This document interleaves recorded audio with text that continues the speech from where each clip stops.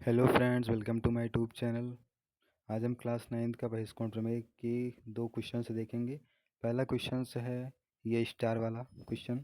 इसमें आपको याद करना है कि जो स्टार्स के सभी एंगल्स का सम होता है वो कितना होता है, 180। इसको आपको याद कर लेना है कि स्टार के जितने भी एंगल हैं उनका कितना सम होता है, 180। अगर आपको इसका प्रूव करना है तो कैसे करेंगे, तो मैं आपको बता देना चाहता हूँ कि जब भी आपको वी आकृति दिखे, वी शेप दिखे, आप क्या करेंगे। आप हमेशा, अगर आपको कुछ नहीं आ रहा है तो बहिष्कोण प्रमेय का अप्रोच लगाएंगे। अगर आपको ट्रिक याद है तो अच्छी बात है। तो हम यहाँ पे क्या करेंगे सिद्ध करने के लिए, चलिए इसकी अप्रोच लगाते हैं। तो अगर ये आप ट्रायंगल देखें, ये वाला, ये ट्रायंगल जिसमें 1 3 एंगल, और ये क्या है, ये वाली साइड को आगे बढ़ाया गया है, तो इसका सम कितना हो जाएगा, इसका जो वैल्यू हो जाएगा वो हो जाएगा 1 + 3। क्योंकि बहिष्कोण प्रमेय में आपने यही तो सीखा है कि ये ट्रायंगल है, तो इसके सामने की भुजा, सॉरी, इसके जो सामने के दोनों कोण हैं इनका योग यही तो होता है। अगर ये 1 2 है तो ये भी 1 + 2 हो जाएगा। तो ये क्या हो गया, ये हो गया आपका 1 + 3। ध्यान से देखिए, ये हो गया 1 + 3। अब इसको मिटा दीजिए। अब क्या बचा है आपके पास, ये देखिए, बचा है आपके पास 4 2 और, तो यहाँ पे देखिए हमने इसकी बात की थी 1, ये इस वाले ट्रायंगल की, इस वाले ट्रायंगल की बात की। तो ये आगे जो बढ़ रहा था यहाँ हमने 1 + 3 लिख दिया चूँकि बहिष्कोण प्रमेय से। तो ये 1 + 3, अब हमने इसे हटा दिया, मिटा दिया। अब क्या बचा है, अब ये बचा है 2 और 5। तो 2 और 5 को हमने जब बनाया तो यहाँ देखिए ये भी तो, इसकी भी एक साइड को आगे बढ़ाया जा रहा है, तो ये भी बहिष्कोण प्रमेय से 2 + 5 हो जाएगा। ये 2 + 5 और ये 1 + 3 और ये पहले से 4 है, तो ये बन गया ट्रायंगल। इस ट्रायंगल का सम 180 होता है, तो 1 + 3 + 4 + 2 + 5 = 180। सो वी कैन से, और जो हमारा वो था वो प्रूव्ड हो गया। क्या, 1 + 2 + 3 + 4 + 5 = 180। हमारा स्टेटमेंट प्रूव हो गया। या हमने आपको पहले भी बताया कि आप याद कर सकते हैं कि एक अगर स्टार बन रहा है तो उसके सभी एंगल्स का सम 180 होता है।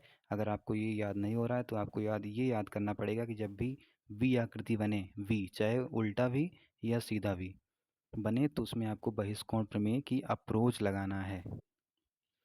दूसरा देखिए ये वाला दिया है, तो ये भी तो, अगर आप ध्यान से देखें तो ये भी तो बना है एक प्रकार का वी ही तो बना है। ये देखिए, तो इसमें चाहे आप इस वाली साइड को आगे बढ़ाइए, इस वाली साइड को आगे बढ़ाइए, फिर वहाँ से बहिष्कोण प्रमेय की अप्रोच लगाइए।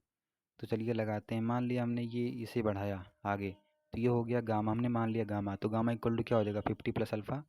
तो यानी ये हो गया अब आपका, ये देखिए, ये थीटा था, ये बीटा था, और ये क्या हो गया, 50 + गामा। तो अब थीटा बराबर क्या हो जाएगा, 50 + गामा प्लस बीटा, यही तो होगा।